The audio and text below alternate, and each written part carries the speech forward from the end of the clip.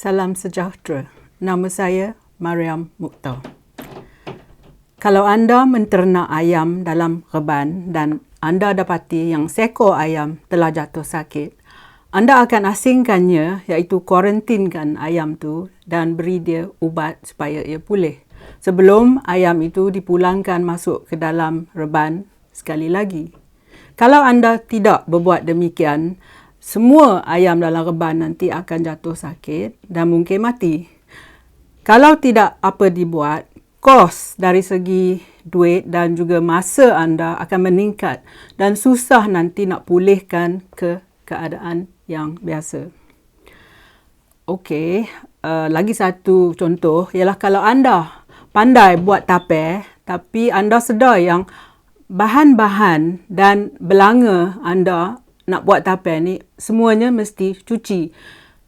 Kalau tangan anda kotor ataupun bereh tu tak cukup kukuh dan masih berlantah ataupun pinggan mangkuk tidak cuci, maka satu belanga tape tu akan jadi rosak. Jadi sama dengan rakyat. Kalau ada orang yang buat salah dalam komuniti itu dan ia dibiarkan dalam masyarakat, ia lebih berbahaya kalau tidak dihukum. Orang ni tidak dihukum dan diasingkan dari komuniti. Dia mesti dibuat teladan dengan penjara ataupun apa hukuman yang telah diberi oleh hakim. Jadi, kalau anda nak tahu bagaimana nak meningkatkan keyakinan rakyat dan menambahkan kepercayaan pada pentadbiran dan kerajaan, senang saja. Sesiapa yang lakukan jenayah mesti didakwa dalam mahkamah dan kalau didapati salah, dia mesti dihukum. Jadi, kalau ahli politik dan bekas pemimpin yang korup berjaya dimasukkan ke dalam jel, 4 kesan segera akan berlaku. Yang pertama, keyakinan rakyat dalam pemerintah akan membuat rakyat lebih produktif, lebih berhasil dalam kerja mereka. Yang kedua, keyakinan rakyat akan membuat negara lebih aman dan damai. Dengan reformasi ini, rakyat sedar yang orang yang melakukan jenayah, walaupun orang itu orang kaya atau ahli politik ataupun orang yang bernama, ia tidak akan diberi layanan khas di mana polis dan mahkamah akan tutup satu mata atau jadi buta, bisu dan pekak. Yang ketiga, keyakinan rakyat dalam pentadbiran akan menarik pelabur asing dan ini akan meningkatkan ekonomi dan prestasi negara. Pada masa dulu, negara Indonesia, digelar negara yang paling korup di Asia, tetapi pemerintah Indonesia ambil tindakan membersihkan imej mereka. Sekarang ni, ekonomi Indonesia lebih tinggi dari Malaysia dan syarikat seperti PayPal, Amazon, Tesla, Microsoft lebih suka melabur di negara jiran kita. Dan yang keempat, keyakinan rakyat dengan pemerintah akan memberi peluang kepada mereka yang kerja kuat, ni rakyat yang kerja kuat untuk menjadi kaya dan mereka akan dapat membantu rakan mereka yang miskin atau tidak berdaya. Inilah konsep rakyat tolong rakyat. Tetapi kita ada satu masalah. Di Malaysia ni, kita ada 2 darjat keadilan. Selama ini, terlalu banyak kes di mana rakyat biasa yang curi tin Milo, tin sardin, kotak tepung susu untuk bayi, mereka ni akan dipenjarakan dengan serta-merta. Tetapi, tiada seorang ahli politik yang berprofil tinggi dan tokoh yang terkenal yang telah dipenjarakan. Didakwa pelbagai pertuduhan jenayah termasuk pengubahan wang haram, rasuah, pecah amanah jenayah dan salah guna kuasa. Kalau ada yang masuk jel, mungkin 1-2 saja.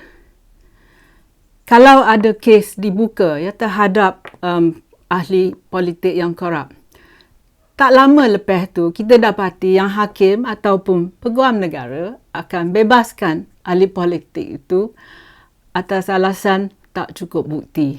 Walaupun berjuta-juta ringgit telah dirampas, kenyataan saksi telah dibuat dan bank statement pun telah diperolehi.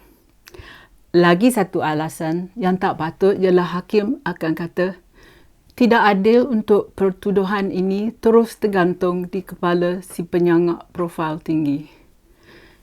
Jadi, mengapa hakim tak kesian pada rakyat yang B40? Ini macam mereka hina orang golongan B40 ataupun mereka bersebahat dengan orang yang elit. Selama ini, ahli politik dan tokoh terkenal, jadi mengapa kerajaan tidak berani penjarakan ahli politik atau pemimpin yang salah mencuri duit rakyat? Seperti banduan Najib Abdul Razak. Kerajaan takut kerana sebab-sebab ini. Yang satu, jika bekas Perdana Menteri kena penjara, satu arah tujuan ataupun trend akan dicipta dan tindakan ini boleh dipakai sebagai ibarat.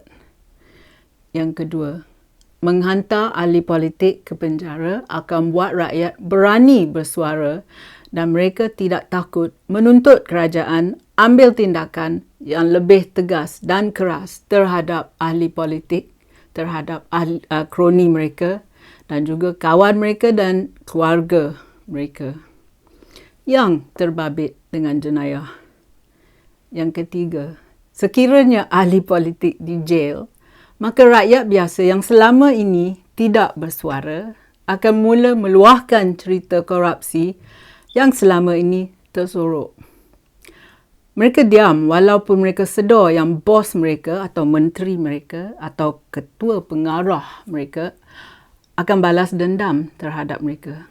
Zaman ini kan ramai ahli politik kenal dengan gangster ataupun polis dan pegawai income tax yang akan merisik hal peribadi mereka.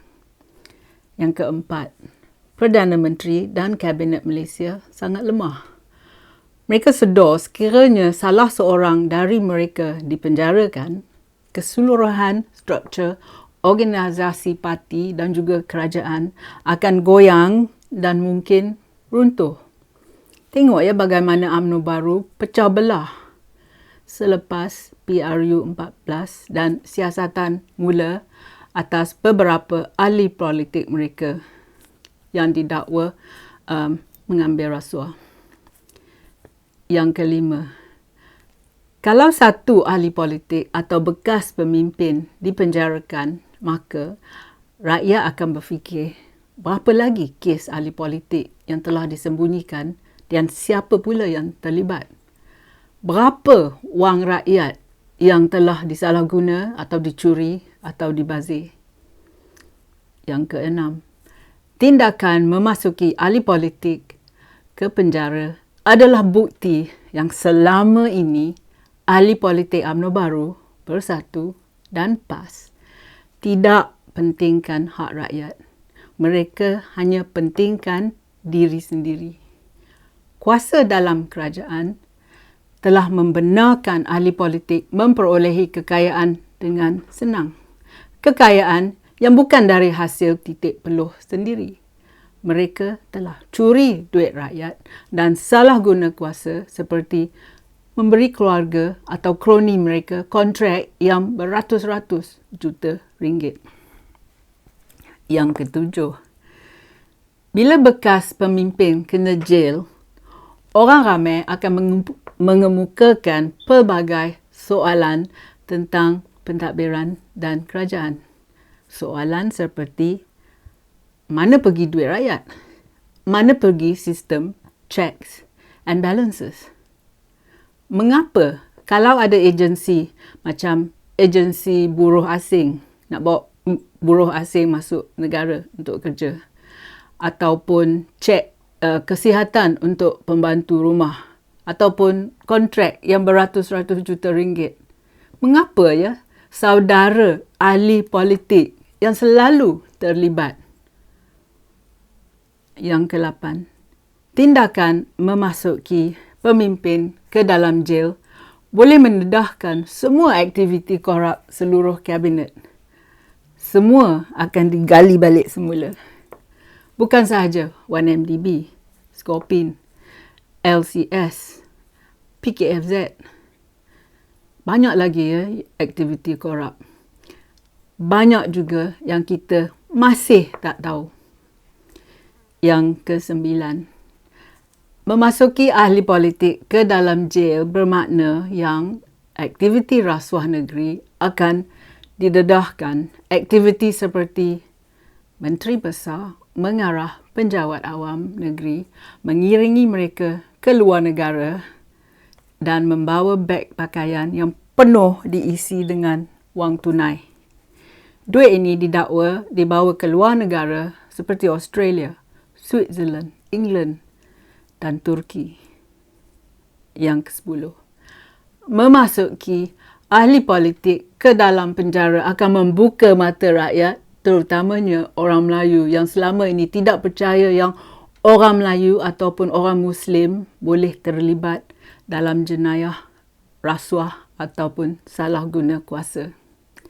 Ahli politik itu juga boleh dijatuhkan hukuman seperti dakwaan hubungan kanak-kanak bawah umur.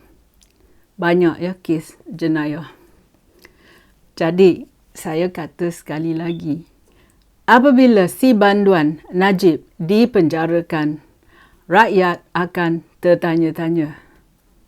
Selepas Najib, siapa lagi yang patut disiasat, dihukum dan dipenjarakan? Ramai juga kan? Jadi, kita mesti berani menghancurkan mitos yang orang elit seperti banduan Najib tidak boleh dipenjarakan. Kalau dia salah, dia patut dipenjarakan. Terima kasih kerana sudi menonton. Jumpa lagi. Kalau anda suka video saya, sila tekan like dan subscribe pada channel YouTube saya. Pertimbangkan menyertai laman Patreon saya. Terima kasih.